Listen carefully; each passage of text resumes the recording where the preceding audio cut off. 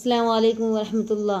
وَمِن وَرَائِهِمْ بَرْزَخٌ إِلَى يَوْمِ يُبْعَثُونَ۔ 2 گز زمین صحیح میری ملکیت تو ہے، اے موت تو نے مجھ کو زمیندار کر دیا۔ انسان کے سفر آخرت کا آغاز اس کی موت سے ہوتا ہے۔ موت کے بعد اس کے سفر کی پہلی منزل قبر ہے، جس کے تصور ہی سے مومن کے رونگٹے کھڑے ہو جاتے ہیں۔ جہاں تک قبر میں عذاب کا سوال ہے، اس کے بارے میں حضرت صلی اللہ علیہ وسلم نے صاف اعلان کر دیا، قبر جنت کے باغات میں سے ایک باغ اور جہنم کے گڑھوں میں سے ایک گڑھا ہے۔ سامعین کرام، حضرت عثمان غنی رضی اللہ تعالی عنہ جب قبر پہ گزرتے تو اتنا روتے کہ آپ کی داڑھیاں مبارک آنسوؤں سے تر ہو جاتی تھی۔ ان سے کہا گیا، جب جنت اور دوزخ کا تذکرہ کیا جاتا ہے آپ اتنا نہیں روتے جتنا قبر پہ کھڑے ہو کے روتے ہیں۔ انہوں نے جواب دیا، میں نے رسول اللہ صلی اللہ علیہ وسلم کو فرماتے ہوئے سنا ہے، بے شک قبر آخرت کی منزلوں میں پہلی منزل ہے۔ اگر انسان اس میں نجات پا گیا تو بعد والی منزلیں اس کے لیے زیادہ آسان ہوں گی، اگر اس میں نجات نہ پا سکا تو بعد والی منزلیں اس کے لیے اور زیادہ سخت ہوں گی۔ رسول اللہ صلی اللہ علیہ وسلم نے یہ بھی ارشاد فرمایا، جب مردہ قبر میں دفنایا جاتا ہے تو 2 فرشتے منکر نکیر ڈراؤنی شکل نیلی آنکھوں والے اس کے پاس آتے ہیں اور اس سے سوال کرتے ہیں، من ربکا، تیرا رب کون ہے؟ مومن کہتا ہے، ربی اللہ، میرا رب اللہ ہے، اور کافر کہتا ہے، ہا لا ادری، ہائے افسوس میں نہیں جانتا۔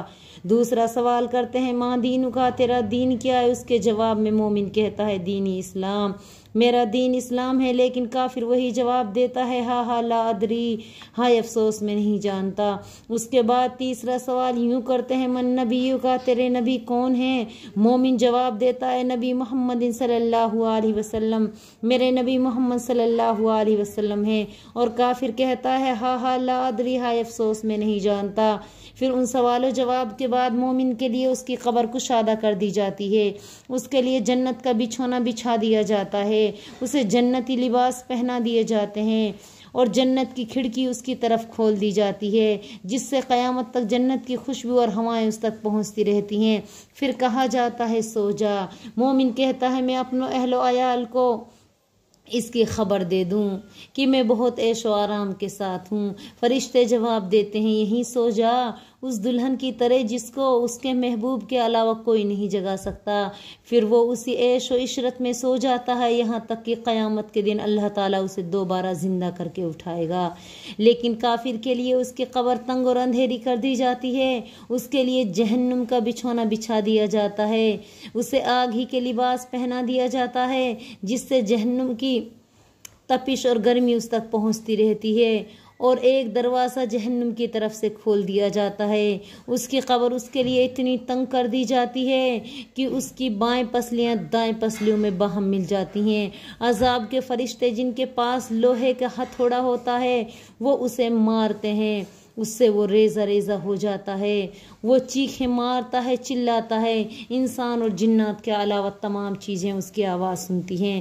رسول اللہ صلی اللہ علیہ وسلم نے ارشاد فرمایا، میں نے قبر سے زیادہ گھبراہٹ کا کوئی مقام نہیں دیکھا۔ حضرت صلی اللہ علیہ وسلم جب کسی میت کے دفن سے فارغ ہوتے، اس کی قبر کے پاس ٹھہرتے اور فرماتے، اپنے بھائی کے لیے مغفرت کی دعا کرو اور اس کے ثابت قدمی کی دعا کرو، کیونکہ اس سے سوال جواب ہو رہا ہے۔ سچ ہے، ہوگی قبر اندھیری، گھبرائے گا وہاں تو، کس کو پکارے گا تو جب تیرا بیان ہوگا۔ ہمیں چاہیے کہ ہم زیادہ سے زیادہ عذاب قبر سے اللہ تعالیٰ سے پناہ مانگے۔ کثرت کے ساتھ ہمیں کہنا چاہیے، اللہم انی اعوذ بک من عذاب القبر، اے اللہ ہمیں عذاب قبر سے اپنی پناہ میں رکھنا، آمین۔ السلام علیکم ورحمۃ اللہ وبرکاتہ۔